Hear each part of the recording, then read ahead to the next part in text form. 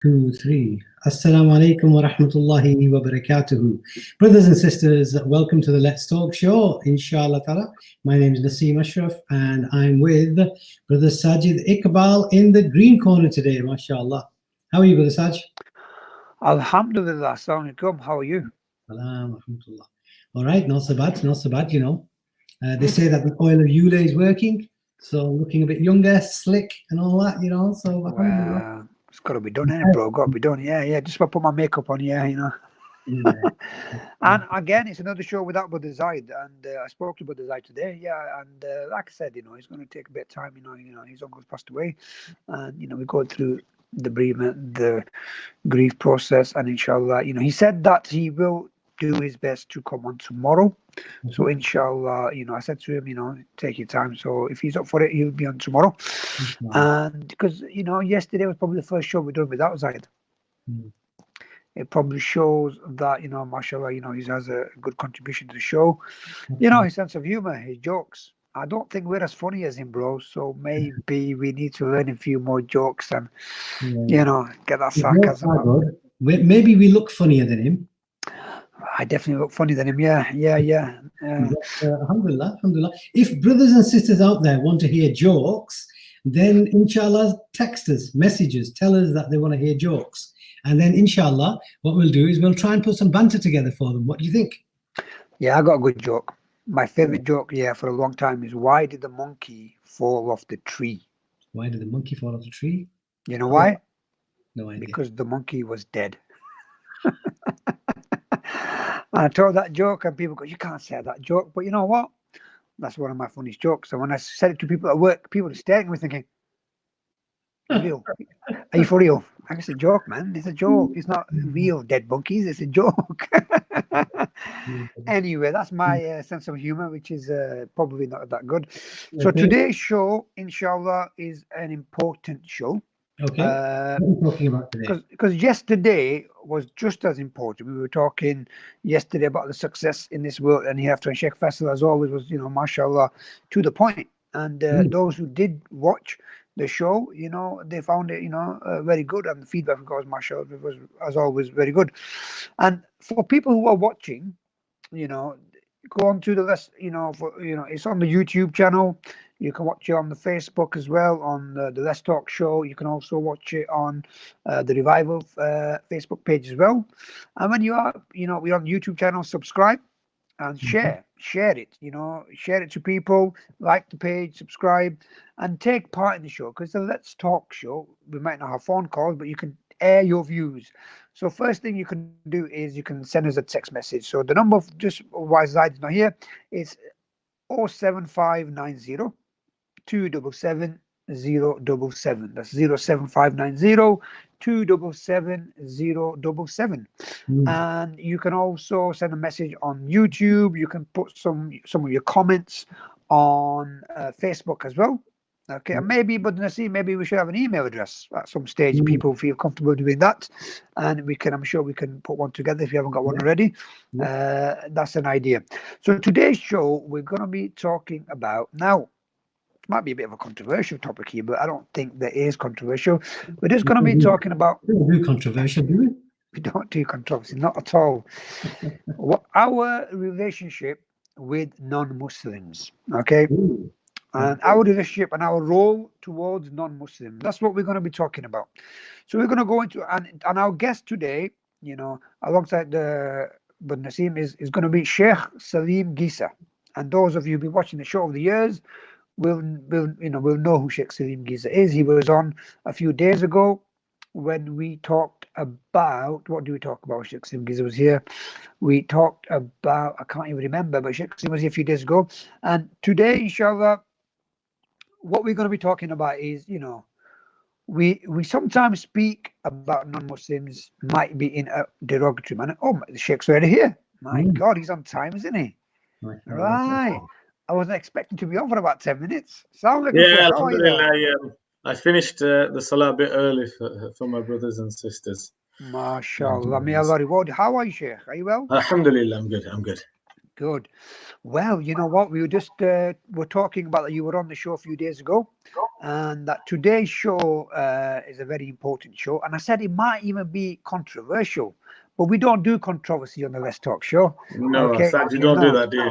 No, not at all. Because you know why? I don't think that anything that we talk about is controversial, because it shouldn't be controversial talking about the things we're talking about. Like today, the show is going to be about is our relationship and role towards non-Muslims. So what we're going to try to talk about with the help of Sheikh Salim Ghisa is, you know, first of all, we're going to try to define who non-Muslims are. Okay. And then we're going to look at what our responsibilities are. Okay. So first of all, Sheikh, are you ready for me to chuck some questions at you? Yeah, Bismillah ar-Rahman ar-Rahim. Alhamdulillah Rabbil Alameen. As-salatu was-salamu ala sayyidil anbiya'i wal mursaleen amma ba'd. Fa'udhu billahi minash shaitanir rajim. Bismillah ar-Rahman ar-Rahim. Okay, Brother Sajid, as always. Okay, Jazakallah. Where's our Brother Zahid today? Oh, yes, we forgot to tell you, Brother Zahid, his uncle passed away yesterday. Inna lillahi wa inna ilaihi raji'un. Yeah, so he wasn't here yesterday, and he's not going to be here today either. The show is not the same without him, but inshallah, I do make dua for him, and inshallah, said he will try to be here tomorrow. Okay, so I won't be throwing any jokes at you, and I won't be throwing any Man United banter at you, unfortunately. Okay, I'll leave that to Zahid. Okay, mine is just some boring questions. Okay. So first question, and and this is the question maybe that people don't like to talk about. Okay, so when we are talking about non-Muslims, let's try to define it then, because we always use the word kafir. Okay, and sometimes the word kafir is seen as a harsh, strong, derogatory term. So straight away, Sheikh, let me ask you then, when we talk about non-Muslim in Islam, what is a non-Muslim? Okay, so there are various different types of non-Muslims, but above all, in general, if you fit them all under one umbrella, it's people who do not believe in Allah and His Rasul sallallahu alaihi wasallam and the message that he brought. Okay. So that's in general, but like I said, there are many different types, and we can talk about kafir, which I'm sure you're going to ask me in a minute. Yeah. Anyway, I presume. Because when we refer to non-Muslims, a lot of the time when we go to mosques, when we hear speeches, when scholars talk, they use the word kafir. So let's start with that then. So what is a kafir? Okay, so when we look at kafir, we have to understand that the concept of kafir in the Quran is different to what the phrase is being used for. Okay, you're right. The phrase is being used for all non-Muslims. And that was probably through the Ottomans sort of defining let's just call all non-Muslims kafir because they're rejecting the truth. Okay, the reality is the Quran talks about kafir, it talks about mushrikeen, it talks about Ahl Kitab, and it talks about la yu'minun. So la yu'minun is the word used for non-believers. Okay. When kafir is being used in the Quran, it's against those people who have transgressed against Islam. They've reneged, they've either not reneged, but they've rebelled. They've actually gone against Allah and His Rasul, either by taking up arms against them, or by ridiculing them, or by rejecting them in a way that is ridiculing the Muslims. So Allah subhanahu wa ta'ala talks about those kafirs in that text. Okay, so when we are talking, so when the Quran is referring to kafir, so a kafir is not just any or every non-Muslim. It's a non-Muslim that you could say had a hatred towards Islam, or like an Islamophobia. That's right. The hatred. So if you look at the ayat of the Quran, let's say for example the ayat in Surah Bayyana, it talks about innal ladhina kafaru min ahli al-kitab wal mushrikin. Okay, so it says, and verily those kafirs, those rejectors from the Ahl Kitab, right? It doesn't just say Ahl Kitab, it talks about from the Ahl Kitab. So I'm sure we're going to talk about Ahl Kitab. So it specifically mentioned those people who rejected and had hatred towards Islam. Yeah. Okay. So and then it talks about not being friends with kafir. That's what Allah subhanahu wa ta'ala is referring to. He's referring, so the kafir term used in the Quran is not the kafir that is generally now being used by anybody and everybody. Okay. So in English, yes, the word is infidel, but the word non-believer is better to be used. Okay, because remember, at the end of the day, we as Muslims have a responsibility, and our responsibility is threefold. Number one is we call people to dawah, we call people towards Islam. Number two, we represent an Islam that is the true Islam and that's respected and understood by people. And number three, we behave like Muslims. Okay, so we behave like what our Prophet sallallahu alaihi wasallam and the character of our Prophet sallallahu alaihi wasallam taught us to do. And by rejecting and by putting them all under one banner, which is sadly what some people are doing, then they are not truly understanding the deen as it should be understood. Okay, so the word kafir is not necessarily a derogatory word, is it? That go on. So kafir was used, like I said, for people who had hatred for Islam, and kuffar was actually used for more than that.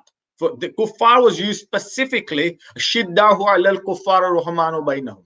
Quran talks about that. It says that Muhammad is verily the messenger of Allah. He is harsh with the kuffar, right? And he is gentle with the believers. So what that kuffar is the likes of Abu Jahl, Abu Lahab, Utbah, Utayba, Shayba, yeah, all the mustahzi'un, all the people who were those people who insulted the Prophet, who had so much hatred, they tried to attack the Prophet. That's what the Quran is referring to. It's not referring to the general people who haven't accepted Islam. It's not referring to them. So that can be used as derogatory. And I feel, so going back to your point, is kafir a derogatory word? The best way to compare it, I guess, is how the England flag has been hijacked by the far right. Yeah? Or the British flag has been hijacked by the BNP. Right? The flag wasn't intended to be that, but it's been hijacked by them. In the same way, the word kafir has been hijacked by the extremists. And therefore, it is now seen and it is now understood to be a derogatory word, looking down on people. Even, I mean, I'll give you an example. Even the word Allahu Akbar, which is such a beautiful word, is now, the non-Muslims are scared of that word. Well, if you stood in the middle of the market and shouted Allahu Akbar, I guarantee you half the people will flee. And that's because it's been hijacked by extremists and terrorists. And it's the same way as the word kafir is now being used in that derogatory term. And where it's been used in in the books of fiqh, you'll see, if the kafir did this or whatever, but it doesn't mean in that text. But now if it's used in that text, it is better to say non-believers, because our responsibility is to soften their hearts. Let me ask you a quick question then how does the Quran, when it talks about the ordinary non-Muslim, because we're making a distinction here between the kafir, who are the enemies, who are the haters of Islam, and then you've got the ordinary non-Muslim. So how does the Quran and the Prophet ﷺ refer to the ordinary non-Muslim? So when you look at the ordinary non-Muslim, specifically a verse that strikes out is in chapter number 60, ayat number 8. And Allah subhanahu wa ta'ala says, Allah does not forbid you from dealing kindly and fairly with those who have neither fought nor driven you out of your homes. Surely Allah loves those who are fair. So if you look at that, Allah subhanahu wa ta'ala doesn't even mention the word kafir in that verse. He says Allah does not forbid from dealing kindly with family those who have neither fought you or driven you out of your homes. All the Mufassirin are saying this is referring to the non-believers who did not have a hatred towards Islam. And therefore, we have to be just with them. And I'll give you an example. I mean, some people say, well, okay, the Prophet, and there's many examples how the Prophet ﷺ used to deal with non-Muslims in a beautiful manner. And hence, many non-Muslims and many leaders of other tribes and many rabbis, Abdullah bin Salam radiallahu anhu was one of them. He was a rabbi of the Jewish faith. He came towards the deen. Now, do you think that if he behaved like some of the people are behaving towards the Christians and the Jews and the non-Muslims as of today, he would have come towards the deen? So, but let me give you an example. I have heard some people say, well, yeah, that was at the time of the Prophet when the deen was being established. After that, it was absolutely strict and we'd have no time for them, etc. Well, let me give you an example of Abdullah bin Mubarak radiallahu anhu. Abdullah bin Mubarak was a student of Imam Abu Hanifa. So he came well after the time, usually even after the time of the companions. Okay. And his neighbor put his house up for sale, and his neighbor was Jewish. And he put his house up for sale, and he said, I want 2,000 dinar for my property. So the people said, it's only worth 1,000. Why do you want 2,000 dinar? He said, 1,000 is for the property, and 1,000 is for having such a neighbor like Abdullah bin Mubarak. Right? Now, this is a Jewish person saying this. Do you think that Jewish person would have said that if Abdullah bin Mubarak was hastily or harsh towards him or behaved wrongly towards him? So the way we behave with non-Muslims is absolutely critical. And there are different levels of how we interact with them as well. And also, why is there a distinction in terms of how we behave with, let's say, Muslims and non-Muslims? Surely we're all part of the human race. Why do Muslims have to, for example, or does Islam allow teachers to treat and behave with non-Muslims differently compared to Muslims? Okay, so let's say we were in Muslim lands and there are non-Muslims living there and there are Muslims living there. Do you think the law differentiates between the two? Do you think that if a non-Muslim committed a crime and a Muslim committed a crime, that it would behave different? I'll give you an example. Sayyidina Ali radiallahu ta'ala and once bought a horse saddle of a Jewish person. Okay, and then the Jewish person, he paid him the money, and then the Jewish person said, I didn't get any money off you. You didn't give me any money. So the Hazrat Ali, who was the Khalif of the time, he was the Khalif, so he's no ordinary Muslim here. He's a companion of the Prophet, and he's the Khalif, Amir al-Mu'mineen. He goes to the Qadi, and the Qadi says, have you any witnesses that you paid for that? And the Qadi says, and Hazrat Ali says, my son, Imam Hassan. He says, no, that's not acceptable because he's your son. Okay, bring another independent witness. Or two witnesses. Hazrat Ali said, I haven't got any. The Qadi says, in that case, it can't be proven that you paid for it. Now, this is the Amir al-Mu'mineen, right? The Jewish person, upon hearing that, said, is Islam that fair? If so, then I want to become a believer. Okay, so the point is this, that Islam does not differentiate and we should not. So if you've got a non-Muslim who is of bad character, a non-Muslim who is stealing other people's property, who is causing hurt and causing pain, or is causing murder, then he will be treated in the same way, right? And if you've got a non-Muslim who is a good, gentle person, then you will be gentle with them. Of course, your ultimate is because we care about people's akhirah. We want people, we want everybody, every creation of Allah to go into paradise. And we therefore have a duty to give dawah. And I'll tell you something, I guarantee you go around with the sword or the gun nowadays, and you will not make a single person Muslim from the heart. You go around with the weapon of good character, and people will come towards the deen. And that's what's happening even today. MashaAllah. And I think we'll go into that slightly later on. I just want to go back one step. So what we're saying is that in terms of the word kafir, we said that, there are different categories. I just wanted to ask you a bit about that as well. Then you said that there was the mushrikeen, there was Ahl Kitab. So let's go into that. So who are the mushrikeen, first of all, when we talk about... So the mushrikeen are people who perform shirk. So these are generally the idol worshippers. Okay. And is it people... The idol worshippers are mushrikeen. Okay.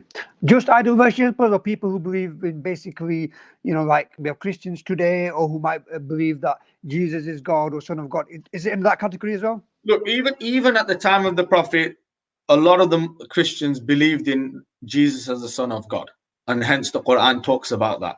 So, but they were still referred to as Ahl Kitab.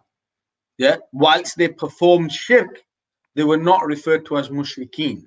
Mushrikeen are typically your idol worshippers and people who associate partners, except for the Ahl Kitab. Okay. So who are the Ahl Kitab then? So the Ahl Kitab are the people of the book. That's what Ahl Kitab basically means, of the Abrahamic religions. Right. So traditionally now you'll find Jewish and Christian people of the Ahl Kitab. Okay.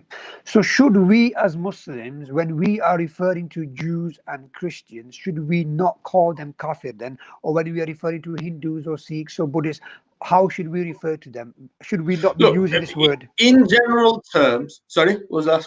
Should we not be using that word then? The word kafir? Yeah, towards Jews, Christians, Hindus, Sikhs, Buddhists. It depends on in what context you're using it. Okay, it can in books and in writing books and in personal laws, it will be referred to as that. My point is this: that if you are calling people willy-nilly a word which is seen as very derogatory, right? It may not necessarily mean that it's seen as derogatory, then it is better refraining from that because of good character. Okay? And because of good behavior, and because you are the dawah of the deen is all about. Remember, Allah subhanahu wa ta'ala revealed the verse after the Prophet. So in the Battle of Uhud, the Prophet sallallahu alaihi wasallam's uncle got martyred. Okay, and he got dismembered, as you know, Hazrat Hamza radiallahu anhu. And after seeing that, the Prophet sallallahu alaihi wasallam, as a part of his humanity, was angered at that point. And when he saw that his liver was bitten, or a piece of his liver is bitten off, he says, I want to be able to cut them into pieces. Right? Immediately Allah subhanahu wa ta'ala revealed the verse, Ud'u ila sabili rabbik bil hikmati wal ma'udati al hasana. Right? Call them towards your Lord, right? With wisdom and with good understanding, or good character, or good behavior. Yeah, and who is Allah referring to? Is Allah referring to those people who had just dismembered one of the greatest Sahaba there was, right? So the point is that when we are referring to a non-Muslim, and that reference is about us referring to them in a way of showing our Islam as better. We are better people. We have learned better. Allah subhanahu wa ta'ala has taught us better, right? Then we will not say things which are derogatory or seem to be derogatory. That's my point. Okay, I'm going to bring Brother Naseem in there. Just before I do, got a text message here. It says, Salam, Brother Sad, you need to practice on your jokes. Not the same with that, Brother Zaid. Looking forward to Sheikh Salim, like always.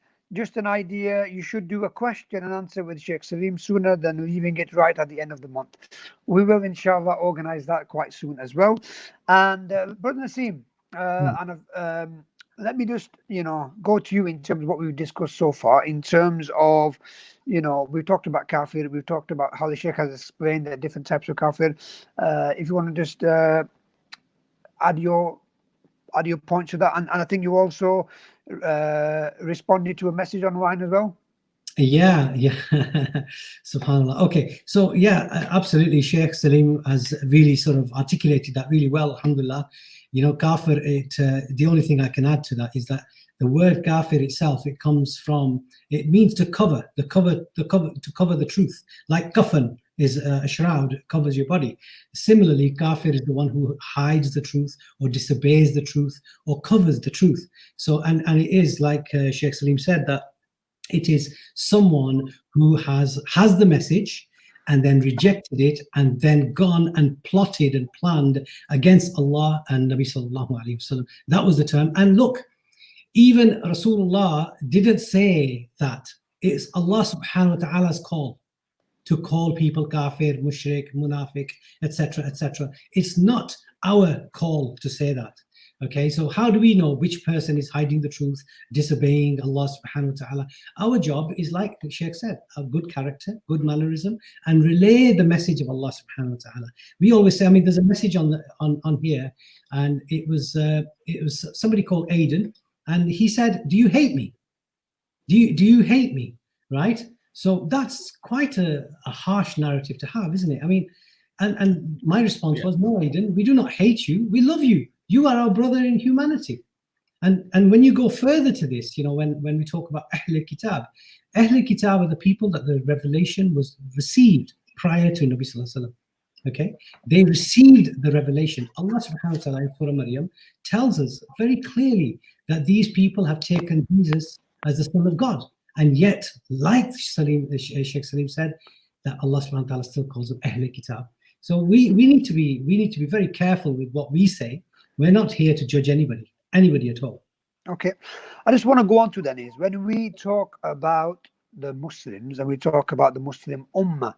So Muslim Ummah here meaning the Muslim world. Now, the Muslim, first of all, Sheikh, what is the Muslim Ummah? Okay, the Muslim Ummah in the umbrella is the people who have brought Iman. Okay, so the word Ummah basically means nation or community. Okay, so the Ummah, my Ummah will be of the mass on the day of judgment, and they will make me proud.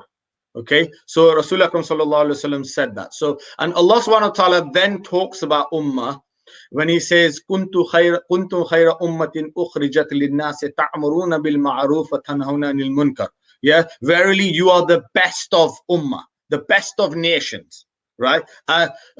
And you have been brought to forbid evil and enjoin good, right? The best of all nations. So it talks about the Muslim Ummah under that umbrella. So when we talk about Muslim Ummah, we are talking about people who have believed in Allah and is part of and then we generally tend to refer as the Ummah of the Prophet sallallahu alaihi wasallam. Okay. Yeah, and that's what then. So the community, the nation, the people of.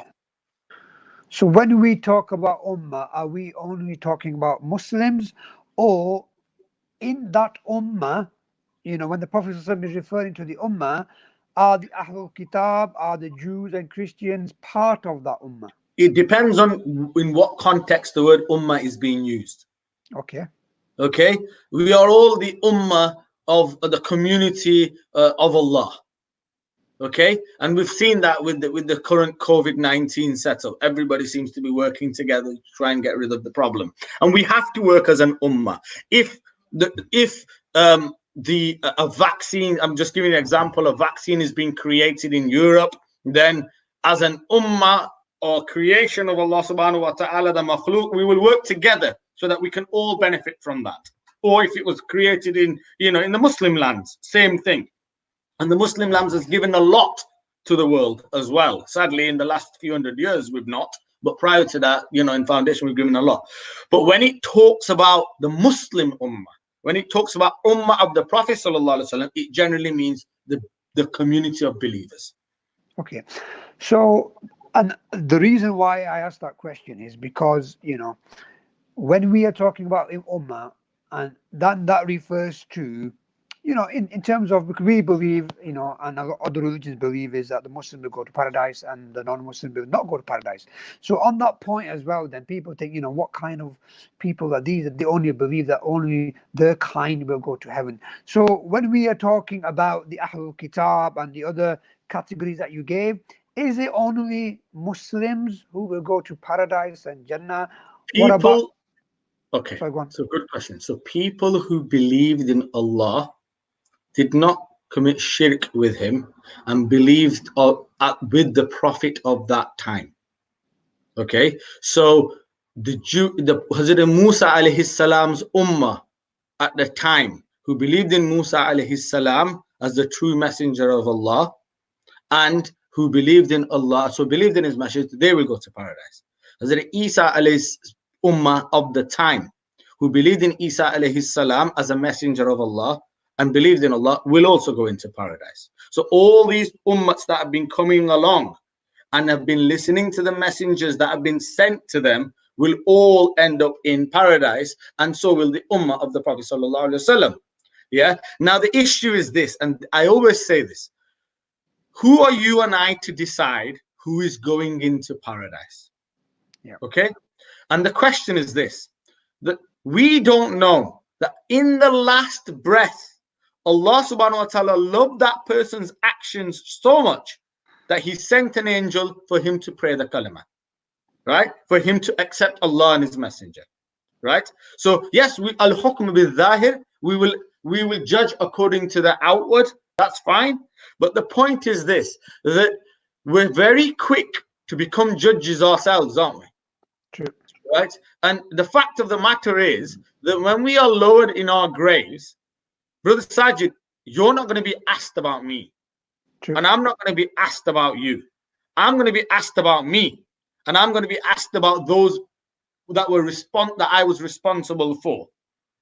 Yeah? If we stick to that, then we will all become better people. Okay.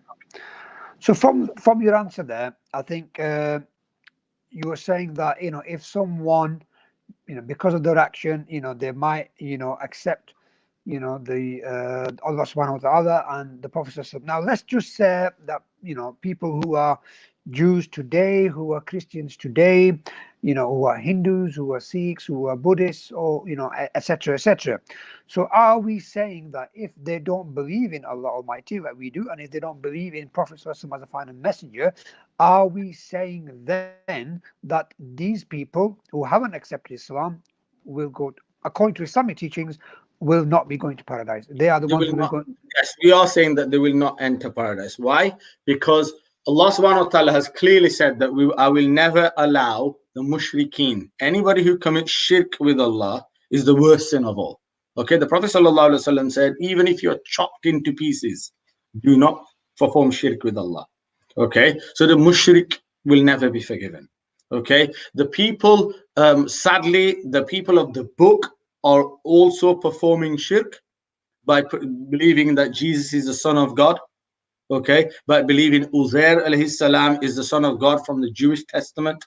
So them will also, and finally, the rule was that when a new messenger came, that they would believe in the new messenger. And to believe in Allah and his Rasul is paramount now to entering paradise. What I'm saying is that our job is to ensure that we try and send that message and spread that message in the best way we possibly can to every single person that we can, so that they have an opportunity to understand. Now, you've probably heard of Brother Noor, who was a Christian priest in Accrington, yeah, for 30 odd years, right? He was 60 plus years old. It's a Christian priest. And after 60, he was invited to the word of Allah and his Rasul. And he listened and he submitted. And he became a believer. Right? He's still, alhamdulillah, still around today. And not only did he do that, at the age of 68, he started an alim course, and 7 years later, he became a scholar. He's now 77 years old. He's 77 years old at the moment. Right? So those people who gave him dawah, those people who worked with him, became friends and invited him, cared about him. Now this brother, mashallah, is now a Muslim scholar, and he's giving people dawah. MashaAllah. Yeah. So the point is, rejecting Allah and his Rasul is a no-no. Yeah. And that's always been the case during the Christian period of Isa alayhi salam. Right? Those who rejected Isa, right, alayhi salam, as a messenger, and his teachings that Allah, that is one God, they were not going to paradise either. And remember, it's in their teachings as well that says a new apostle will come and follow him. So they're going against their own teachings if they don't. And that's why a lot of people did. Yeah. I just wanted to mention that, you know, when it comes to Rabiul Awwal and we talk about the birth of the Prophet ﷺ, you know, I hear this hadith quite a lot about Abu Lahab, you know, when he freed, you know, there's a hadith in Bukhari. Yeah. And then because he then was in the hellfire, but because of his action, he was rewarded. He was rewarded in the hellfire. So the point is this: do we not take from the hadith that non-Muslims who do good action, he was one of the enemies of Islam, can also be rewarded in the hereafter, like Abu Lahab was? The reward that he got was he was relieved from punishment on that day. And when he was thirsty, he used to drink from his finger, the finger that released the girl that gave him the news. He was getting water from it. Okay, there is a difference between that and someone entering paradise. But what that means is that if a non-Muslim who is an enemy of Islam is doing an act, Allah likes that act, Allah is then rewarding him in the hereafter. Absolutely. Yeah. And Allah subhanahu wa ta'ala could relieve his punishment less. Allah subhanahu wa ta'ala give him some form of, remember, every action Allah recognizes. Okay? And there are a lot of non-Muslims who are good people. Yeah, they are good, genuine, nice people and go out of their way to help you, to help the poor, to help the needy. Yeah. And therefore, in some way, and Allah's the judge, right? Yeah. But as a Muslim, we have to accept that the people who believe in Allah and His Rasul, the people who have submitted to Iman and believe in the Quran and believe in the message of Quran are the people who will enter paradise. Okay, thank you. Brother Naseem, let me bring you into this as well, because you work with a lot of non-Muslim, you work with Muslim, you work with people who are, in terms of the food bank, in terms of UCAF, you do a lot of work there. So, what is your understanding here? Because you've also studied Islam as well under several teachers in terms of what we're just basically talking about. What is your take on that? Well, my take is very, very similar to Sheikh's.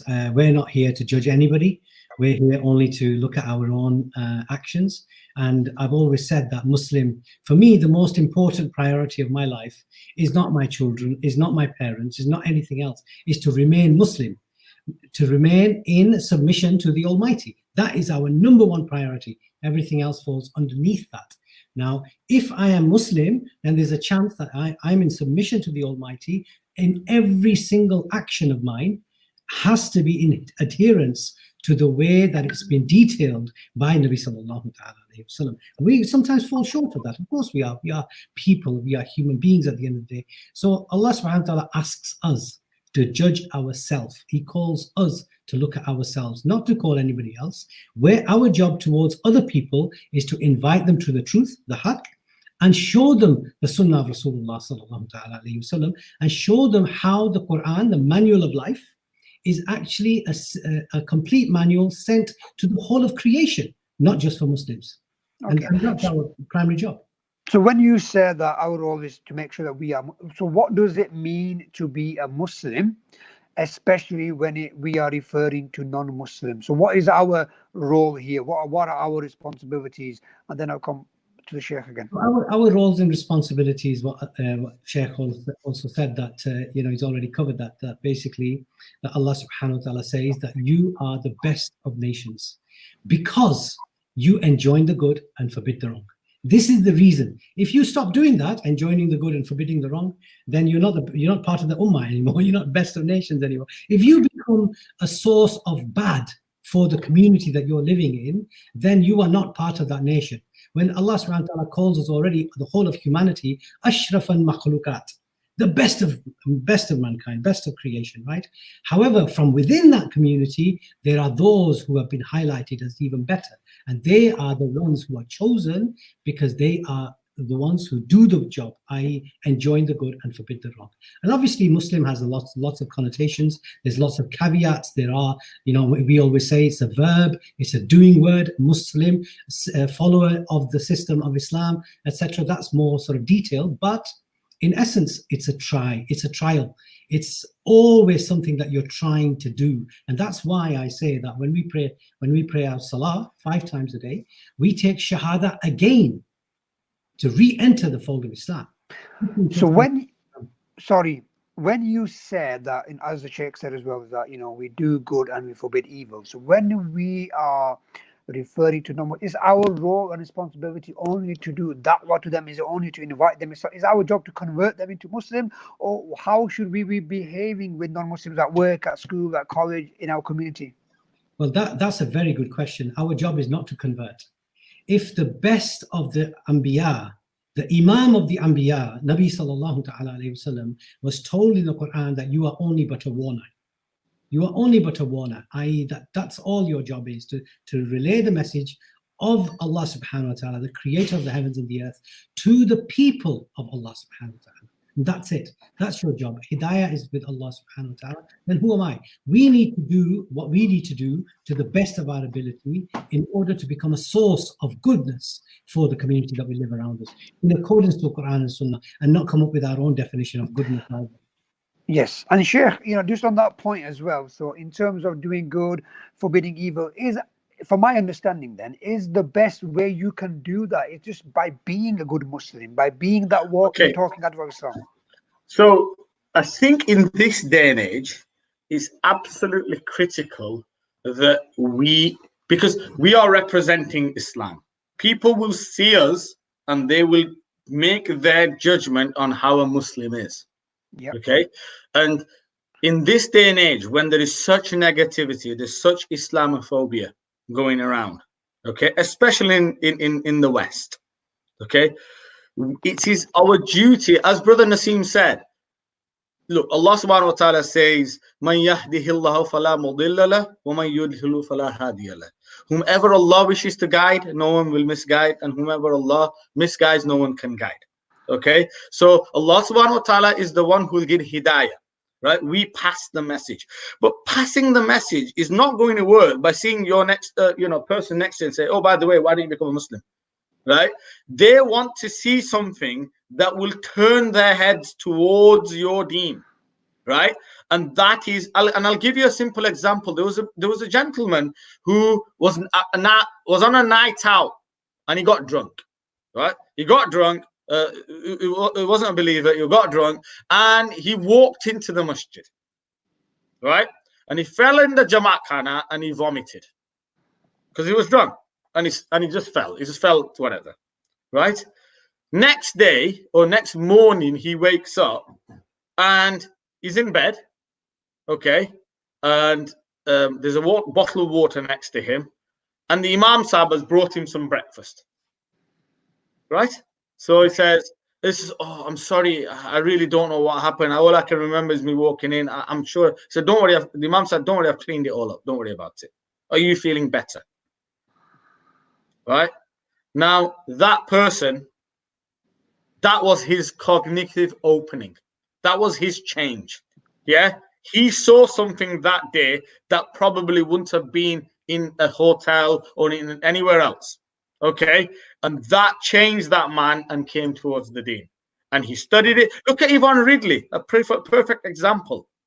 Look at Yvonne Ridley, right? She was a reporter in the Gulf War, or the Afghanistan invasion, sorry. And she illegally entered Afghanistan, but she got captured by people who were actually very well behaved with her. So she turned towards the Quran, understood the Quran, and became a believer. So the point is that we have to have our best behavior. And what I always believe is, whether you guide them to the deen or not, right? If you can make them change their opinion to a positive opinion of Islam, right? Not all Muslims are what we see on TV. Then that you've done your job. Yeah, and I think over the years on this show, we always talk about being that walking, talking advocate for Islam. Your behavior, your etiquette, your manners, your sarcasm, your sense of humor, working in the community, doing charity work, and being a good human being. And I think because then when something comes in the news, then people say, well, not all Muslims are like that. I know Naseem, I know Saj, I know Sheikh Salim, I know Zaid, I know people like that. And I think, would you say that is our role as people who are non-scholars like myself? Is that our role in the community when it comes to non-Muslims, to be a good human being and then leave it to Allah? Absolutely. And I mean, I've got friends, close friends, who are not Muslim. But I'll tell you something, anything that comes on the news, if it's negative, if it's something, he'll pick the phone up and he'll ring me and say, "What's all this about? I don't understand it." And I'll give him for example, the cartoon saga, etc., etc. And when I make him understand, he goes, "No, you're right. No, that they're wrong. That's not the way the Muslims behave." And he's then gone on to tell his family friends, who probably never met a Muslim, by the way, right? And he's told them of what he now understands to be Muslim. So when he was telling me that when a member of the BNP knocked on his door, he said, I just completely shut him down. I told him exactly where he was going wrong. And the point is, he's doing that, and he's doing it with sincerity, because he's learned from us that is the Islam that is portrayed in a negative news is not the way of the Muslims and not the way of the believers. And I think the reality is that most people's understanding of Islam and Muslims is what they see in the news or what they read in the papers. Okay, so but there is a point to that, though, isn't there? But besides that, basically, when you look at the statistics, and we did a survey around 5 years ago. In the town centre of Oldham, where we asked Asian people, Muslim people, we asked them the question, are you Muslim? Yes, you are. Okay, we didn't take any names because that would be seemingly wrong, but we asked them, and did you know that 78% of those people said to us that we are Muslim, but we're non-practicing Muslims. Right? Okay. Now, that's a big failure, massive failure. That 78% of people who today, born and bred here or migrated here, whatever, at a very young age, call themselves non-practicing Muslims. So this term is not in the Quran. This is a coined term by us, right? So the fact of the matter is, we have got failings. Yes, we understand that, no problem. However, when we actually tell them, I mean, a lot of what they practice, what people practice, is culture. It's not actually Islam. Right. So, for instance, we say that my mum always says, when somebody comes and knocks on your door, do not turn them away empty-handed. That's from Islam. Although it's embedded into our culture now, alhamdulillah, and that's what made that ummah so strong, because their culture and Islamic values were tuned into one. So similarly, when we did the homeless thing and the temperature dropped, and we were invited in the church to do a sermon or a speech in front of the Queen, live from the parish church in Oldham as part of the Christmas service, and there was 32 million viewers on that day on BBC. And what did we talk about? We spoke about not that what great job we've done, but why we did it. And I read out Surah Ma'un, and I explained in translation what Surah Ma'un compels the believer to do as a set of instructions, and it was really well taken. In fact, afterwards, many people, many dignitaries in the actual crowd stood up, and they bypassed the cameras to come to me just to give me a hug. It was it meant something to them. It really did. And I think that is what we're talking about here. That if we want people to have the right image of Muslims, of Islam, then we all have a responsibility of influencing them in the right way by our own behavior. I just wanted to pick on, Sheikh Salim said a very controversial thing. He said he's got a non-Muslim friend. Okay, so Sheikh, what I wanted to ask you there was, because I hear this quite a lot, by some scholars, that you can't have non-Muslims as friends, and that the Quran talks about, you can correct me, that there's a verse saying that you can't choose non-Muslims as friends. So Sheikh, please elaborate. I don't want to put any on you. Yeah. It says you can't have kafir as a friend over a believer. And we've already defined what the Quran refers to as a kafir. Right, so basically, if I was chilling with Tommy Robinson, then I would be going against the Quran. Right? Because he's a person who has basically ridiculed and is against Islam in that manner. If I was chilling, if I was doing in dawah, that's slightly different. So there are different categories. So what in one category, it's necessary for you to interact with non-Muslims. Not just good, but necessary, right?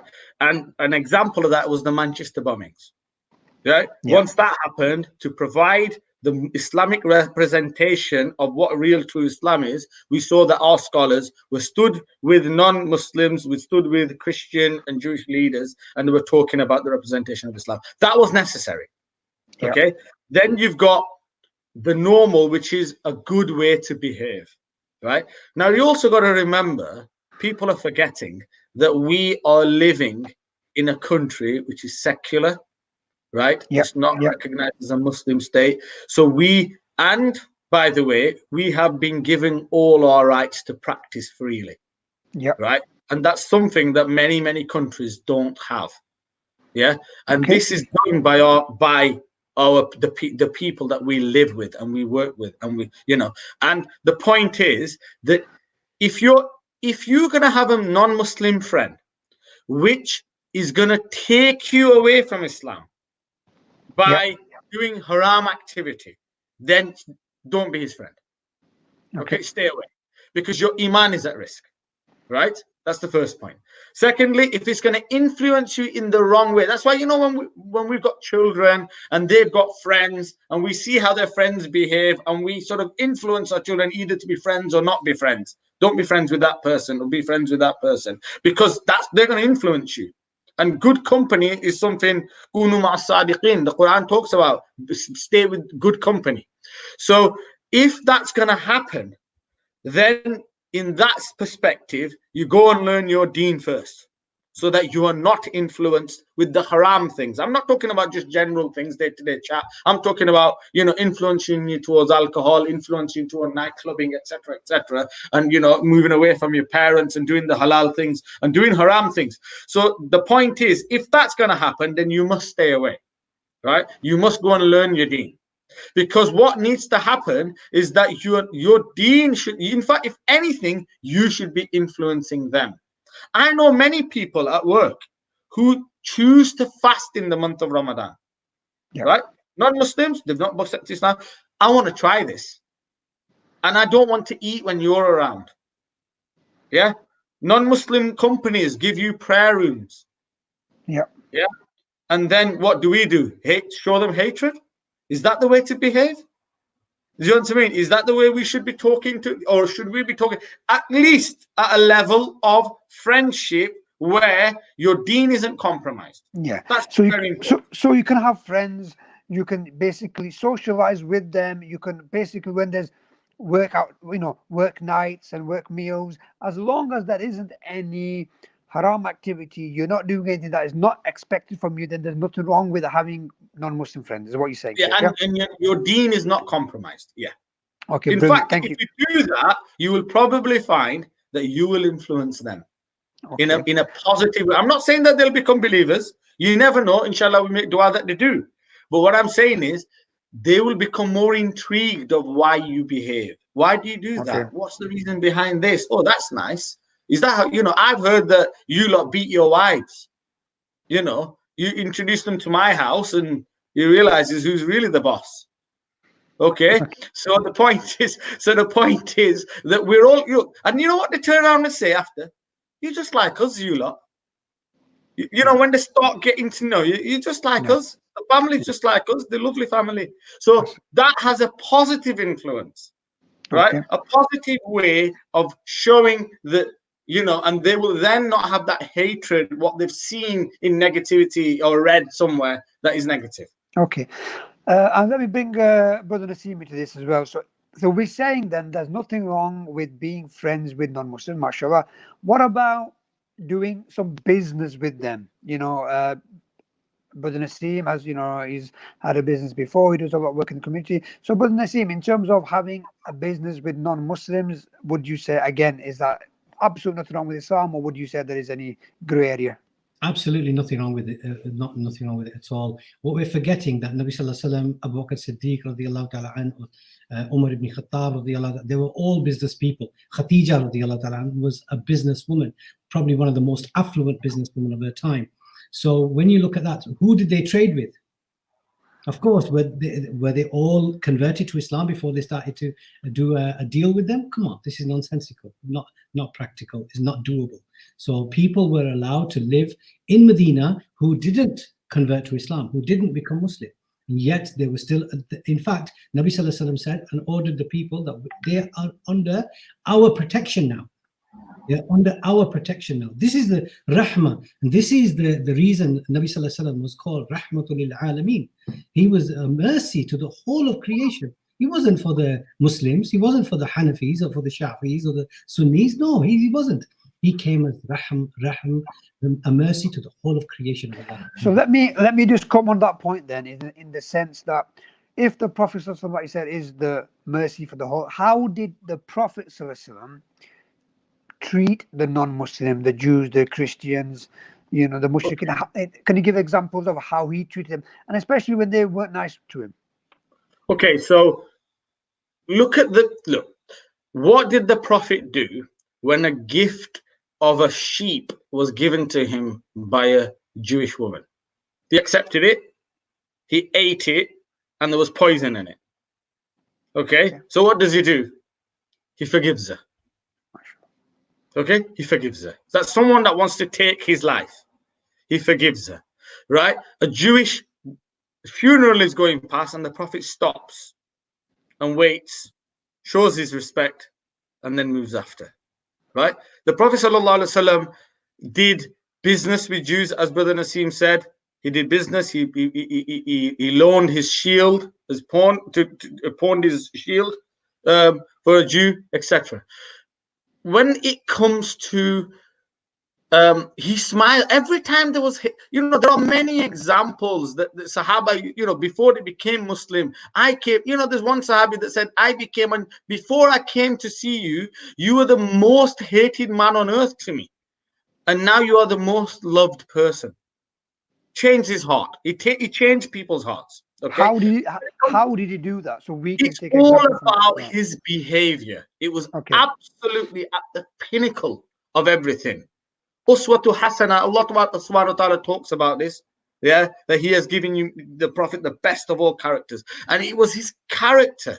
And that's why you've heard of the Great 100, haven't you? The book Great 100. Michael Hart, Michael Hart, who's himself Jewish. And he's put Musa alayhi salam in there. And he's put the Prophet sallallahu alaihi wasallam as the most influential and the best personality that in history of mankind. Right? Number one.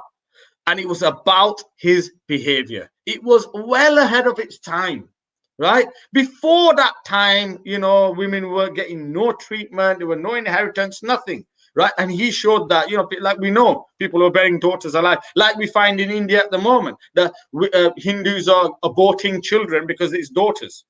Same thing, because it's a daughter, it's going to be a burden on me, abort the child. Right? It's got to be a son. This act 1400 years ago was when, if he was born, because there was no technology then to find out, they used to bury them. But the Prophet ﷺ changed all that. Now, my point is, when it comes to business, my point is this, that yes, no issues. Okay? As long as you set the stall correctly. And what you do is things like, look, when we do business, I have to pay zakat, example, on my share. So every year I'm going to pay 2.5% of my savings, etc. Is that okay with you? Yeah. And the partner goes, yes, absolutely fine. You take your share, you do whatever you want with it, and I'll take my share. And whatever stock we've got left, and I own 50% of it, I'll have to pay zakat on it, and that sort of a thing. So if you set out the conditions that it cannot compromise my religion, and this is my deen, and this is why I do it, and this is the reasons behind what we do. Yeah, if we are going to be selling something, we're not going to be. So let's say you're going into a partnership in retail, and you'll say, look, I'm not going to be able to sell alcohol. Are you okay with that? Yeah, because that will be compromising my deen. So if your deen isn't compromised, then there is no issues. And I think that point is going to be priority for you. Yeah, I think that point is what you're saying is being repeated in almost every answer. As long as there's no compromise in the deen, everything else is fine. Okay, that's cool. Now, we've got a message here. He's saying that are non-Muslims our enemy? Okay, and I think what the person is trying to say is that when you read the Quran and when we hear about certain people who talk about Islam, they make it sound as if Muslims, the Prophet, the Quran hates non-Muslims, and they're putting some references here in terms of kill them wherever they are. But there's also a hadith where even look under every rock, and then if there is a Jew under that rock, then also kill him as well. So what they're saying is Islam really what you're saying is something else? But from my understanding of Islam, people are saying, So what's happening here is that the verses of the Quran are taken out of context, right? Okay. Kill them wherever they are. Was specifically for the Battle of Badr, where people were taking up arms against the Muslims. So if you imagine in a war, even today, the British general were fighting a war against another group of people, the British general will say, shoot to kill. Yeah. shoot to kill. Right? That's what usually they instruct. Does that mean that that particular instruction is for everyone at any time? No. The army can go around shoot to kill anybody at any time. There are certain rules. Okay, the hadith about the Jew will be hiding under. These are the Jewish people at the time who will fight against the Muslims and be with Dajjal. Right. Okay. Yeah? These are those people. It's not talking about the general. everyday Because Jews. if that was the case, let me tell you one thing. That hadith has been 1400 years. When Salahuddin Ayyubi conquered Jerusalem, what did he do? He didn't kill all the Jews. He allowed them to practice the religion. He allowed the Christians to practice their religion. And he himself decided to clean Masjid al-Aqsa himself. Yeah. So the point is, that did he not understand the deen? Right? Did the people of the governor of Syria or the governor of Egypt? Because remember, Jewish and Christian people lived in Syria. The Christian church is in Syria now. Right? Syria was conquered what? At the time of Hazrat Umar. Yeah, it became Muslim then. Egypt was the same. And this Christian, why were the churches allowed to remain? Why did Amir al-Mu'mineen, Sayyidina Umar ibn al-Khattab, allow Christian churches to remain if the deen taught us that we should kill them where they are and finish everything? Why has the religion existed for 1400 years in harmony?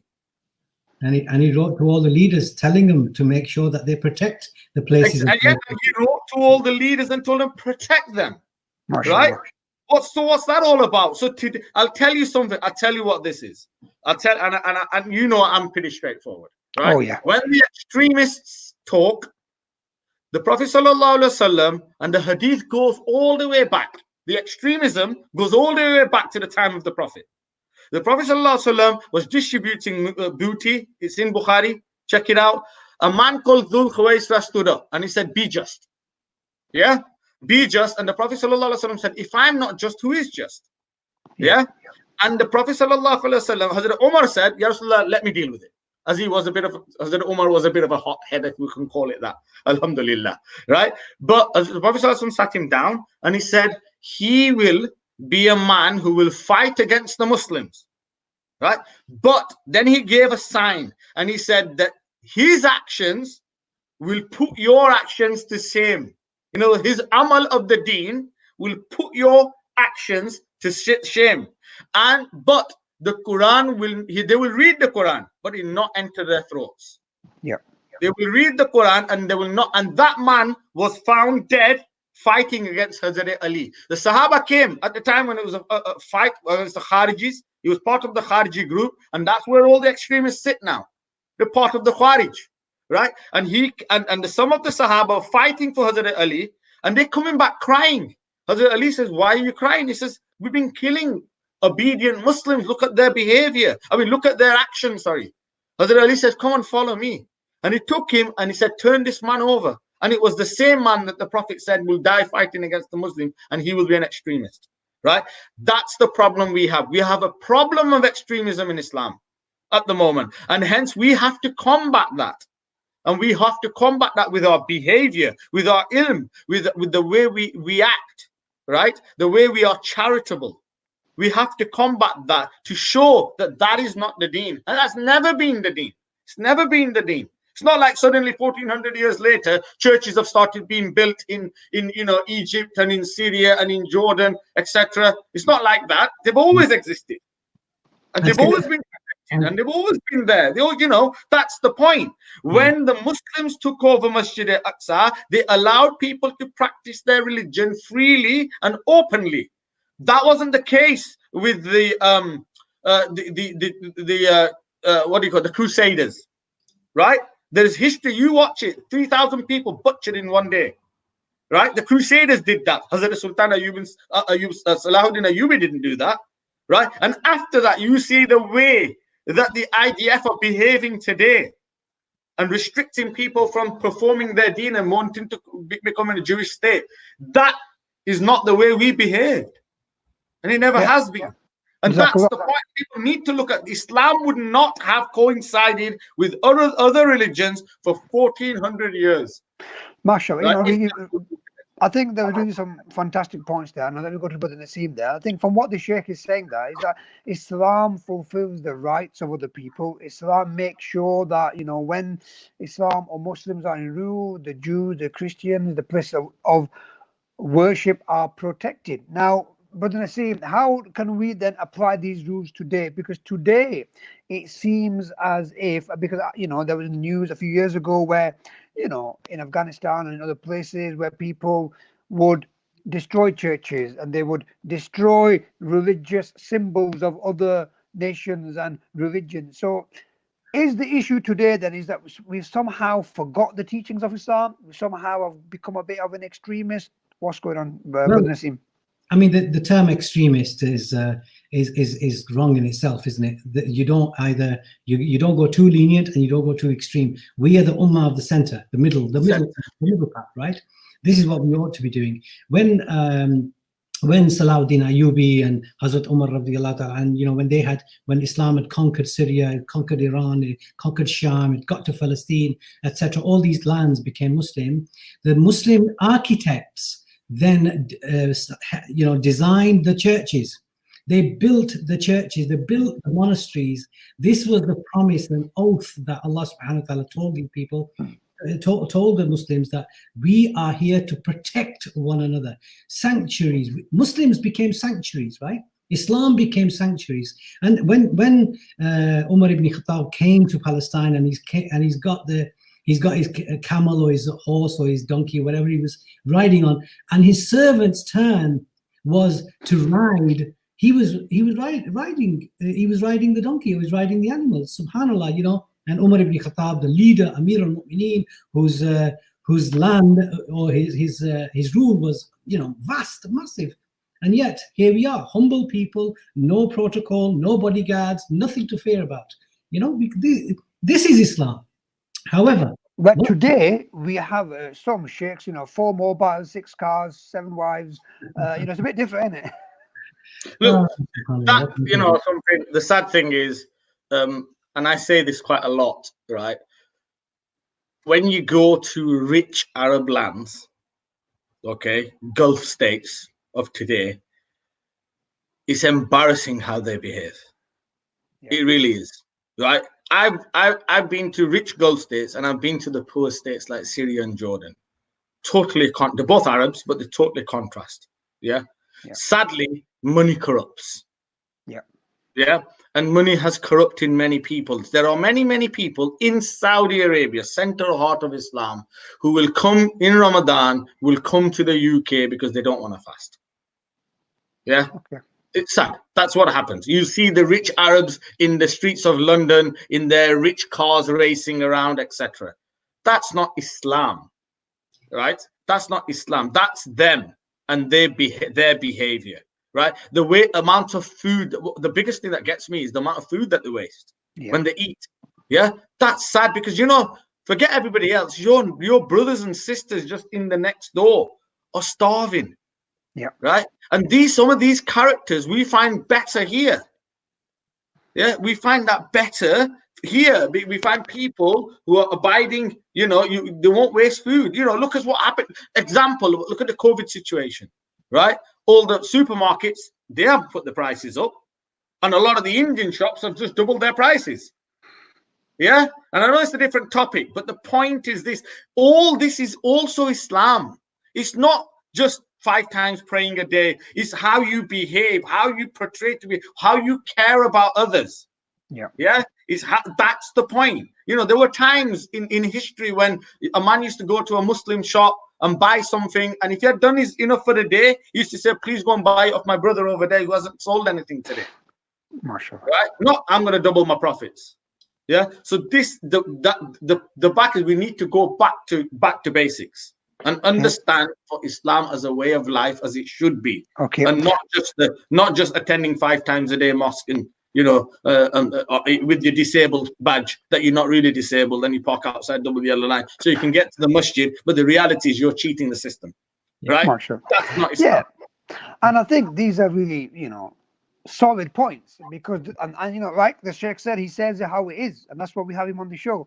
because the reality is that the way some Muslims behave today is embarrassing, and the reality that is why people have a negative image of Islam when they see people like, for example, when it came to the grooming of a lot of white girls. Who was it done by? A lot of Muslims. Now, has that got anything to do with Islam? Toby Robinson did his best to, convince people that this is where Muslims believe in, the sex slave, and and then he used that argument.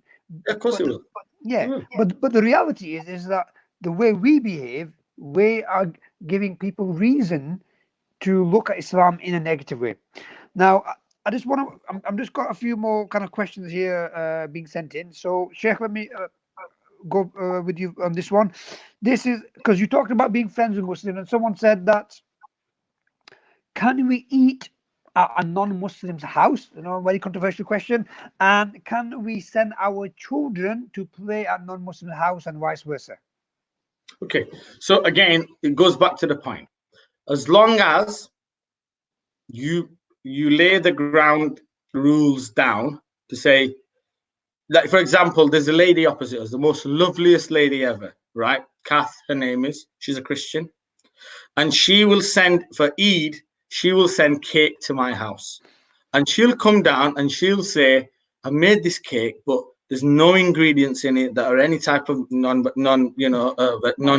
There's no alcohol in it. I just need to tell you that I've made it. It's pure, right? Now, what am I going to say? I don't want it. Is that how am I going to behave? Yeah. Or am I going to invite her into my house? And when I go to her house and I take something, yeah, she invites me inside, because that's the character. That's how we should behave, right? These are our and by the way, if you have a neighbor, all the rules apply to your neighbor, whether they're Muslim or not. Yeah. Right? How you should behave with them, how you should care for them, make sure that they've eaten, make sure that they're not starving. All these rules apply, Muslim or non-Muslim. Right? So can you send your children to non-Muslims' houses? You can, as long as you're not worried that the child will be fed anything haram. So you can set the rules. They'll be doing it, or they'll be influenced in a haram way. Okay? Remember, we send our children to school. I sent my children to Catholic school. Okay? Did that make them Catholic in any way? No, it doesn't, because I had to counteract that education. I had to make sure that they learned the reality of what Islam was all about, and why we don't believe in the Catholicism and why we don't Christianity, etc. Right? So the point is, yes, you can, as long as, again, going back to the very same point again, Sajid, we've always said, your deen is not compromised. Their deen is not influenced in a negative way. If they do go, they come home, they tell you what they've eaten. Make sure that you are telling them that, make sure that you're telling the family, because children are children. They won't know. They'll sit down, they'll eat a piece of chicken at your house, and they're 6 years old, and they'll eat a piece of chicken at Mr. Jones's house, right? But it's Mr. Jones you need to tell to make sure that, look, we eat halal food, and this is the condition. It's best if you just keep it vegetarian. Yeah. And that's it. Do you know what I mean? And that's the point. So in that sense, yes, and invite them to your house, go into the house, same scenario applies. Okay.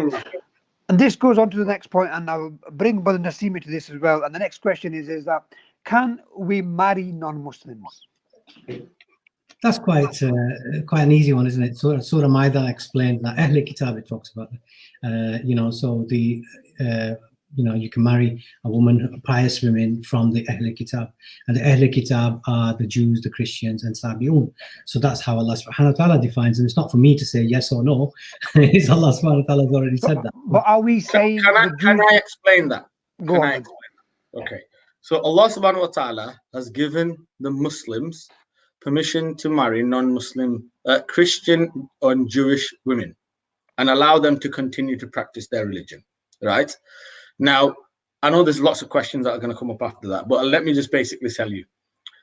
The condition is that the children are brought up as Muslim, okay? That's the condition. So if you have children, the issue is that if you do that in non-Muslim lands, yeah, it is severely disliked, simply because your influence is very limited. The environment is limited. So if you imagine that you married a Christian woman and you sat in Syria, then they'll go to the masjid and whatever, and the law will be, should God forbid something happen between you two as a couple, then the children will be made sure that they're Muslim. Here, that's not going to happen. So you could lose your children to Islam, lose them away from Islam. So be careful with that. But in general, yes. So the point, again, let me take your point back. If a person has a Christian wife, Allah, Quran allows it, is he then going to treat her like a kafir or a kuffar and behave in that manner to her? Because just a minute, in one text Allah has allowed it, and the other text you're saying that they should all be deemed for hellfire.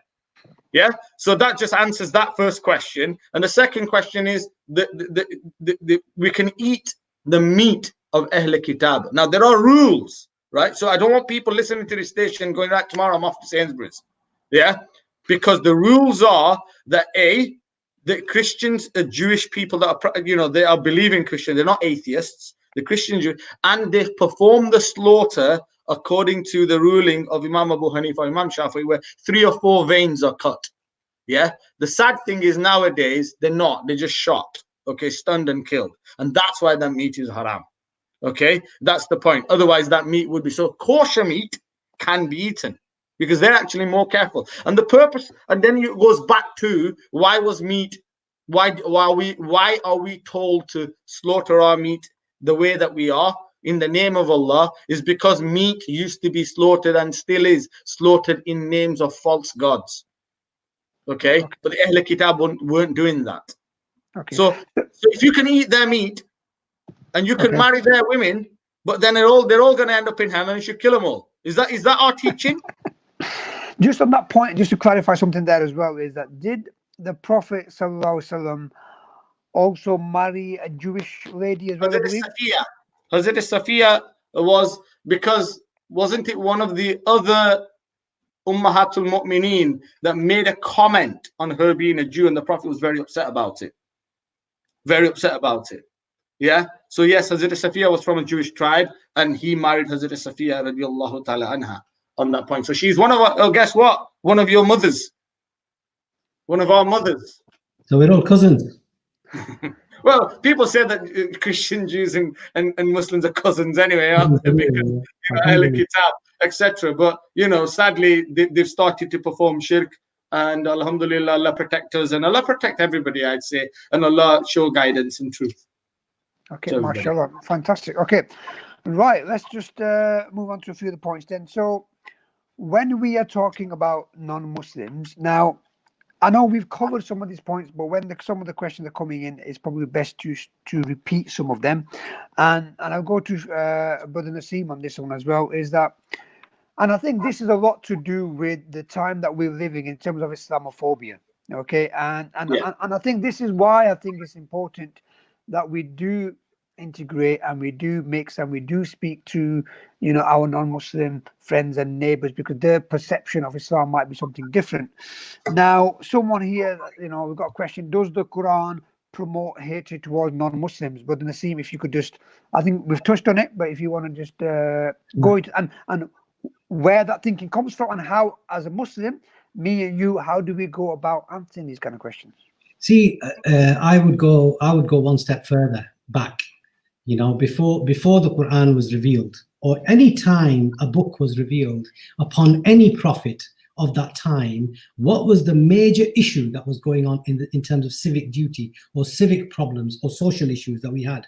And that was hatred, sectarianism, casting, etc. This was the divide. It was all hatred, ego. I've got more money than you. My thorb is longer than yours. My beard is longer than yours. I'm more pious than you, etc., etc. This was the issue, right? I'm from a better tribe than you. I'm from a better caste system than you. And Allah subhanahu wa ta'ala every time sent a kitab and sent a Rasul with it, right? Or sent a prophet in order to remove that hatred. And the Quran is no different. This is the final revelation.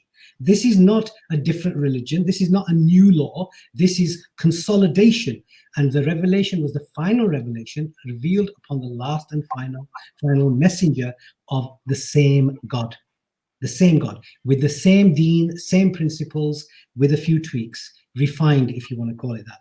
Now, so how is it possible that Allah Rabbul Alameen, who is Ghafur Rahim, merciful, beneficent, kind, all this, then comes along with a hate message? There's no hate message. It's very simple. The ideal is justness. Justness. That's it. If we are just with each other, then it removes that hatred. It removes that sectarianism. It removes that blood feud. All this kind of, there is nobody in the eyes of Allah closer to Him unless it's piety. There's no difference, etc. between us. You are created from a man and a woman, and the only thing that you're divided into tribes and nations is so that Allah subhanahu wa ta'ala, or you can recognize one another. That's all it is. It's so can I just add on to that? There's a couple of very quick look. When the companions were fighting against those who took up arms against them, did they have hatred for them that they were fighting? They didn't have individual hatred for that person. They actually had hatred of what they believed. Okay, and the way I say that is there's two examples. Usama bin Zayd radiallahu ta'ala was fighting, and a man was fighting in front of him, one-to-one battle, and the man's sword fell out of his hand. Yeah, Hazrat Usama bin Zayd then went for the kill, because that's what they do in battle, and the man goes, La ilaha illallah Muhammadur Rasulullah. Yeah, Usama bin Zayd on that particular thought goes, try and pull the other one. Yeah, you've only saying that up to now, you're fighting with me, you're trying to kill me, and now your sword's fallen down, you're pretending that you want to pray the kalima. So as Usama Zayd killed him. He came back to the Prophet ﷺ, and the Prophet ﷺ's face went red. And he turns around and he says to Usama, he says, Shaqaqta min qalbihi? Did you open his heart and find out whether he meant it or not? He prayed the kalma, leave him alone. You should have left him alone. Right? And Usama bin Zayd fell to the floor. So the point was, you weren't fighting for ego. Right? Then the other point, Hazrat Ali is fighting with a person, and Hazrat Ali is about to go for, he's got one over him. He's about to finish him off, and the man spits in Hazrat Ali's face. Yeah? Hazrat Ali stands up, wipes the spit, and walks away. The man goes, where are you going? He says that up to now, I was fighting for the cause of Allah. When you spat on me, I started to have hatred for you. And therefore, I thought, if I'm going to kill you, it's going to be because I want to kill you because I hate you rather than for the cause. And he walked away. Right? So the point is, Quran doesn't teach hatred at all. It teaches an individual is not bad. It's what they do that is bad. Okay? If you can take that out of them, we've got many examples of people who fought against the Muslims, and then when that hatred was taken out against the Muslims, they became superb believers. Amazing people. Yeah? So don't hate the individual. The Quran doesn't tell you to hate people. It doesn't. It tells you to hate what they believe, right? And you get rid of that belief, the individual is absolutely fine, right? And you got Allah giving me man. And on that point as well, I think Brother Nassim mentioned about, we have the same God.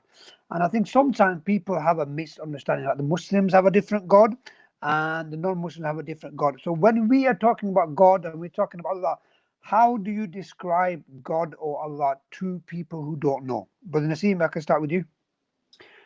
Because is our God some different, something, who hates non-Muslim? Is our God who is kind of narrow-minded? Is our God the same as the God of the Jews, the Christian, the non-Muslim, the atheist, etc., etc.?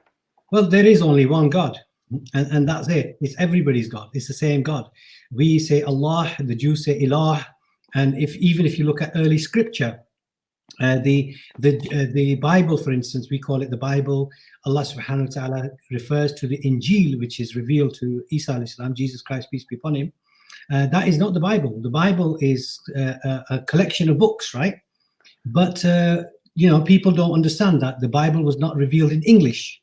It was actually right. So okay, and Jesus Christ, peace be upon him, didn't speak English. He didn't speak Latin. What he spoke was Aramaic, which is a sister language of Arabic.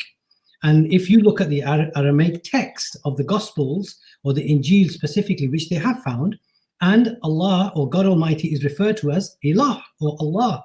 Same language, exactly the same way. In fact, Ahmed is mentioned in there, which means Muhammad sallallahu alaihi wasallam. So when you look at that and you know that the theme of the scriptures is exactly the same, the theme, the God, the worship one God, hold no deity with him as partners. He does not beget, he's not begotten. etc. That theme was consistent throughout the books. People changed that. People changed that and created religions from it. So Adam alayhi salam was Muslim. Nuh alayhi salam was Muslim. Sulaiman. What you said? Adam alayhi salam was Muslim. Yes, Adam alayhi salam was Muslim. So was Moses and Jesus and Noah. That's right. Okay. And the reason why I'm saying that is when we go to school, a lot of the time we go to a Christian school. Young people. The other day my son was saying, no, not the other day, just a few years ago. He said to me, "What? Jesus is a Muslim." He goes, "How can Jesus be a Muslim? He's in the Bible, Dad. What are you talking about?" You know what I mean? So I think it's a misconception that we've allowed to foster. We've allowed people to foster and believe. I mean, we did an exhibition some years ago, and we said Jesus was Muslim. Okay, and we did a big exhibition on Isa alayhi salam, Maryam alayhi salam, all that sort of thing, and we explained. And even my children go to a Christian school. They go to a Church of England faith school. And when we did an assembly, we talked about Maryam alayhi salam, we talked about Isa alayhi salam. In the end, the head teacher conceded that the version of Isa alayhi salam's story that from the Islamic perspective is far more logical and far more truthful than the story from Christian perspective. Sure. Because you've got to understand that. Yeah, what I wanted to say to the Sheikh is because what we're talking about here now, I think this is the show that we're going to do in a few days in terms of da'wah. This understanding of Islam and getting this message across to the ordinary non-Muslim. Is this message the responsibility of scholars like yourself? Or do people like me and Bud Naseem and other people, do we have a responsibility when it comes to propagating the teachings of Islam? Everybody has a responsibility. Everybody. Okay, you pass on the message that you know. Okay. Yeah, pass on even if you only know one verse. Can that sometimes be dangerous because what my understanding of Islam might not be exactly what it should be? Well, like I said, if you know, I didn't say if you just read it. Okay, so you need to know it. Okay, so that's the first thing. The second point is we've already touched on it. Yes. It's your responsibility, and how is it? It's the way you behave. Yeah, it's your responsibility. That's your responsibility. You're not expected to open the books and start preaching to them and saying this is what's been done. This is how it should be done, etc. You're expected to convey the deen through your behavior. Okay. Right. And there's been many examples, haven't there? Sadly, bad ones and good ones. And let's face it, there's good and bad in every ummah, and there's good and bad in every group of people. Yeah, we don't judge that group of people. We all know if we're going to talk about the grooming gangs, then let's talk about Catholicism and the Catholic sex scandal in the priests. Yeah, that happened as well. But that doesn't mean that Catholicism was teaching that. It wasn't that Christianity was teaching that. It was individuals that were behaving badly. One day, a woman comes up to a friend and says, "You lot are responsible for all the deaths." So the man turns around and smiles at her and goes, "You're responsible for all the paedophilia." She goes, what are you on about? He says, "Well, Jimmy Savile was one of yours, wasn't he? He was white and he was from England." She said, "He's nothing to do with me." He says, "Well, neither of them. They had nothing to do with me as well." Right? And he actually opened their eyes up and thought, actually, you've got a fair point. So don't judge people just because how they behave, right? Even whether it's in the name of religion or not, because that is not the case. Yeah, but yes, in every individual, including our children, have a way of behaving, and we teach them good manners so that they can go and say, "Well, no, my dad taught me this because he says that otherwise Allah will be upset with me if I did this or if I did that, if I swore, etc." And that's positive stuff. So we all have a responsibility. Okay, fantastic. Right, just the last few points, Sheikh. How long do we have? Am I okay to ask a few more questions? Yeah, that's fine. Okay, brilliant. Thank you. So, one point we're getting here is in terms of, and I think it's going back to some of the points that we mentioned, but like I said, it's okay to, because I think not everyone watched the show from the start too, so that's fine. It was about, did the Prophet ﷺ make any agreements or any treaties with the Jews and the Christians and the non-Muslims? And someone mentioned that when he migrated to Medina, he had a treaty with Jews. So first of all, do you want to just mention some of those points and what's the message from that we can take? Okay, so yes, he had a treaty with the Jews, and how the Muslims will behave, how the Jews, how they will respect each other, how they will work with each other, etc. All that was, sadly, it was the Jews that broke that treaty. Okay. And again, we know the famous peace treaty of Hudaybiyah, where the Prophet ﷺ was going with 15 and all he wanted to do was perform tawaf of the Kaaba. The Quraysh didn't allow it. He didn't want to fight in any way, shape, or form. He stopped. He didn't. He turned around. He gave. It looked as if he'd conceded everything in that treaty. You know, they could, if a person went to Makkah, they don't have to return them. But if one of theirs went to Medina, the Prophet would have to return him, etc. And Rasulullah sallallahu alaihi wasallam never ever broke a treaty. Okay, it was never him that broke it in any way, shape, or form. It was true to his word, and that's what Muslims should be, right? We are true to our word. We should not be breaking our treaty. And by the way, we also have a treaty with the land that we live in, that we respect the land, we respect the laws, right? They are not laws against Islam. Then we know the British law doesn't force you to drink alcohol. Okay, it's not, that's not the law. So we respect the law because we have a treaty with them. When Hazrat Hudhayfa was coming back in the Battle of Badr, the Sahaba, there was 313 and over 1,000 of the Quraysh were coming to attack them. Every man counted. But the Prophet ﷺ said, to ask Hudhayfa, he says, where have you been? He says, I was on my way and they asked me whether I would take part in the battle. And I said, no. So, Ya Rasulullah, I'm prepared to take battle.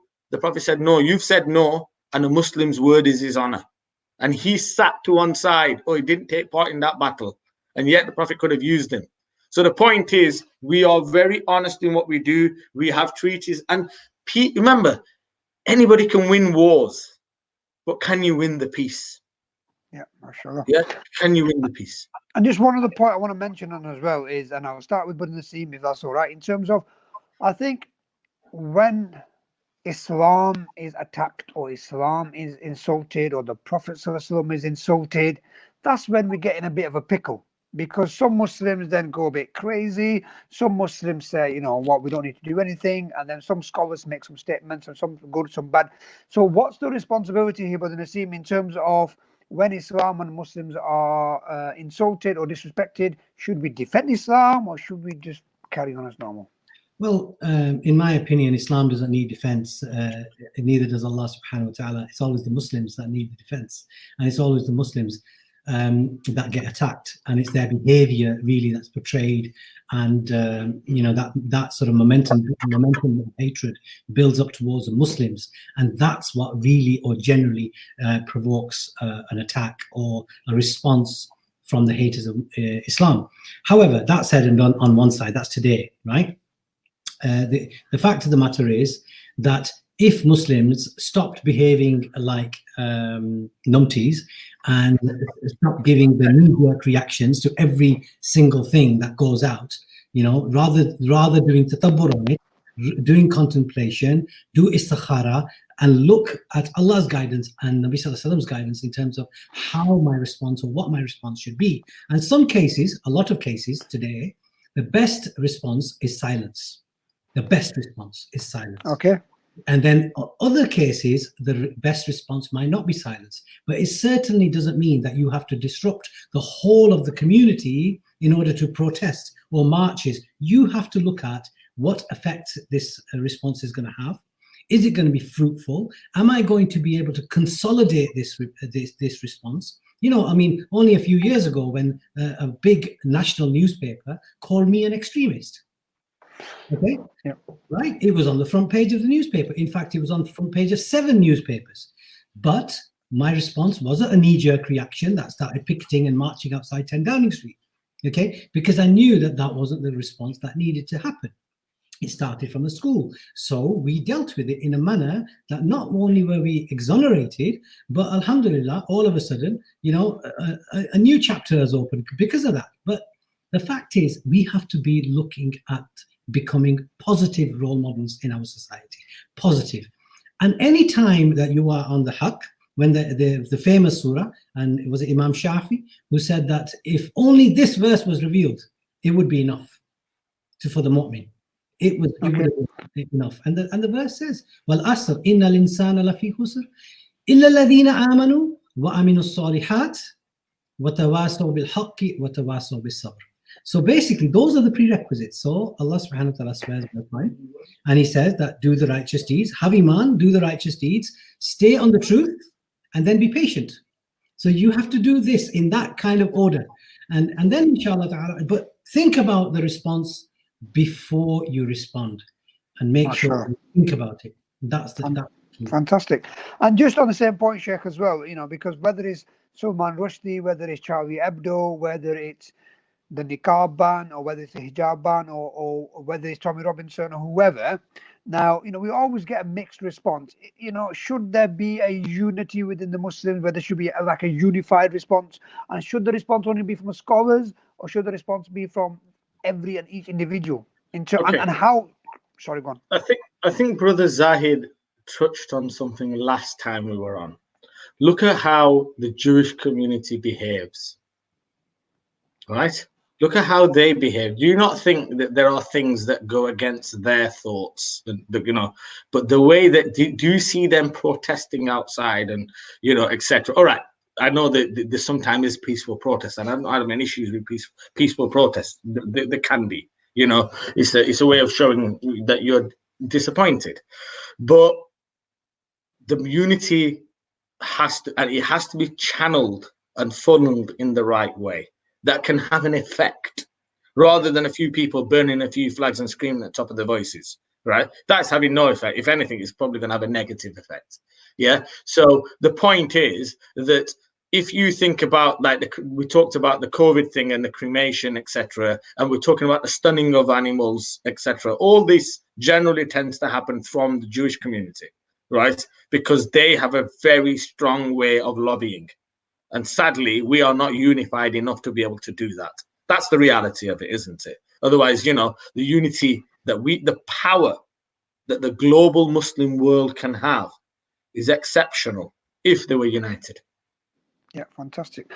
MashaAllah, we've covered quite a lot of points, and now I wanted to comes just trying to summarize some of the points that people can take away from this show, inshallah.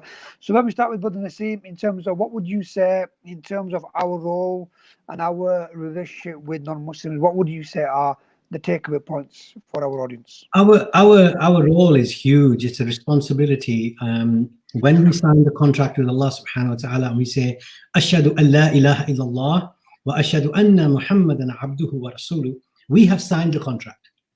That literally means that I accept that Allah is one, all sovereignty, all praise, all glory belong to Him, and I will live my life in accordance to Nabi sallallahu ta'ala alayhi wa sallam. That's in a nutshell what it means. So that means that we have to try and assimilate the ways of Rasulullah, the ways of the Sahaba, the way they lived their lives, and become that beacon of light for the community. One of my ustads said to me years ago, he said, a Muslim person is one who becomes an organization on himself. He is an organization in himself. He doesn't look for permissions and titles before he's going to do the work of Allah. He will be, wherever they go, the organizational people will form an organization around him or around her. So that's how we need to be. We need to be inspirational to the people and motivate people to do the work, inshallah. Just on that point, when you said him and her, it just, a question came into our head. For some reason, our mothers, our sisters, what role do they have to play? Is it exactly the same as what the men have in our community, or is it slightly different, or should they stay at home and just do some cooking? I think that depends on the responsibility that my wife will have. As you know, my wife is quite active, alhamdulillah, in the community. She's my rock. She's my sort of what do they call it, vice captain, whatever you want to call it. Alhamdulillah, she's just as bold and just as active as me, if not more. So absolutely, they can play a different role, and equally as important. And I think they should, and they must, because the responsibility that Allah subhanahu wa ta'ala has given to the Nabi sallallahu alaihi wasallam, and then the responsibility that Nabi sallallahu alaihi wasallam has given to the Ummah is exactly the same. That, oh my Ummah, you have now taken this message. Now for you to relate to the people who are not here, and for them to relate to the people who are not here, and for them to relate to the people who are not here, so they may understand it better than you here today present. In his last and final khutbah, sallallahu alaihi wasallam. So that's our role, inshallah. MashaAllah. Sheikh, if I could come to you and just some of the points that you would like our audience to kind of go away with, and even touch on that point there from Brother Naseem about our sisters also playing an active role in the community as well. Okay, so ultimately the summarizing is we are a representation of Islam to a non-Muslim. How we behave is that's how they will judge Islam to be. We behave in the best of manners as we are supposed to do, and we behave in the way that the Prophet ﷺ has taught us. You will definitely have empathy, and people will start turning towards you for guidance. Okay, if you behave in a bad manner, in a way that isn't expected, in a way that isn't Islamic teachings, then people will turn away from the deen, and you have some form of responsibility. So every single individual has a responsibility. Our sisters have a responsibility. Alhamdulillah, some of them can do work in their own homes, right? And like Brother Naseem's wife, mashallah, within the community. Not everybody can do that. And same with our brothers, not everybody can do that. But whatever influence we have, whether it's small or large, let's work with that and show a positive manner, yeah, and a manner that people will, because at the end of the day, we all know we ain't going to take anything with us when we go, right? But we can leave something good behind, and inshallah, that's if we aim for that we can leave something good behind, then alhamdulillah, that's a good thing. So I mean, I just saw a message from do you hate me? I'll just like to tell all the audience, right? First of all, thank you for listening. Yeah, from near and far. Thank you, may Allah bless you. Yeah, and I love you all. MashaAllah, fantastic. And we've got quite a few messages. So, and I think I have a question. If you want to answer that question on the screen, Sheikh, what are the rules about keeping dogs as pets? Okay, I know it's not. Yeah. Yeah, basically, the issue with dogs is that the saliva that comes out of the dog's mouth is impure. Okay, so if it's walked around the house, then the house is going to get impure. And there is a hadith that basically the Prophet says, and the angels do not enter, the angels of barakah do not enter the house where there is a dog. So Sahaba had dogs, but the dogs were kept outside. And the dogs, for guard dogs, etc. And, people need company. But the thing is, you need to balance that between making sure that you don't become impure with the etc. So if in that sense, right, you having a dog in the house isn't allowed as a Muslim, simply for them reasons. Not because the dog is bad, because Islam, the dog of the Ashab Kahf, right, was mentioned in the Quran, by name. Yeah, so and the Sahaba, so many companions had, etc. So that's not the issue. The issue is about cleanliness, and obviously it's vital because we pray in our homes. Fantastic. Well, what I'd like to say, Sheikh, Jazakallah khair as always. Thank you very much for your time. Thank you very much for all your words of wisdom, and inshallah we will have you on the show again quite soon, if that's okay with yourself. And but Naseem, some of the messages that we got are quite positive as well. One said, well said, Brother Naseem, which is very good. And a few other people said, mashallah. And some people said, this is real talk. And I think, these are the points that both of you have made. And inshallah, this is what the Let's Talk show is about. And tomorrow, inshallah, we will be talking about halal and haram. We'll be going to quite detail. And then inshallah, on Sunday, we'll be talking about reconnection with the Quran and da'wah. How do we propagate Islam? And inshallah next week, if it's okay with the Sheikh, I will inshallah invite him to come on next week again sometime, inshallah, if that's okay. But Jazakallah khair, thank you very much for our listeners. And you can now watch this show on the YouTube link. You can also watch this show also on the Let's Talk Show page on Facebook, and also on the Revival Facebook page as well. And please share.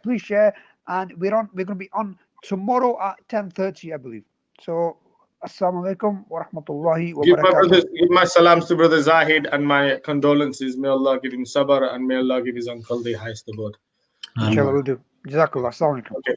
Assalamu alaikum. Wa rahmatullahi.